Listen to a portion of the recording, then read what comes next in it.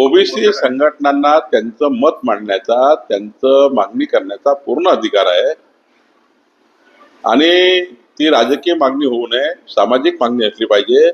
समाजामध्ये कुणावरही अन्याय होणार नाही यापूर्वीच माननीय मुख्यमंत्री मी स्पष्ट केलेला आहे. आमच्या दोन्ही समिती राधाकृष्ण विखे पाटीलजी यांच्या अध्यक्षतेखाली मराठा समाजाकरता कॅबिनेट सब कमिटी आणि माझ्या अध्यक्षतेखाली ओबीसी समाजाकरता कॅबिनेट सब कमिटी, या दोन्ही सब कमिट्या आमच्या मराठा समाजाला, ओबीसी समाजाला एकामेकांसमोर येऊ देणार नाही. दोन्ही समाज गुन्ह्या गोविंदाने या ठिकाणी राहतील आणि यामध्ये कुणी राजकारण करायचा काही प्रश्न नाही आहे. फक्त वारंवार आम्ही सांगतो की ओबीसीचं आरक्षण काढून मराठा समाज किंवा मराठा समाजाचं आरक्षण काढून ओबीसी समाज असं आम्ही या राज्यात होऊ देणार नाही. कुठलाही हक्क कोणाच्या डावला जाणार नाही.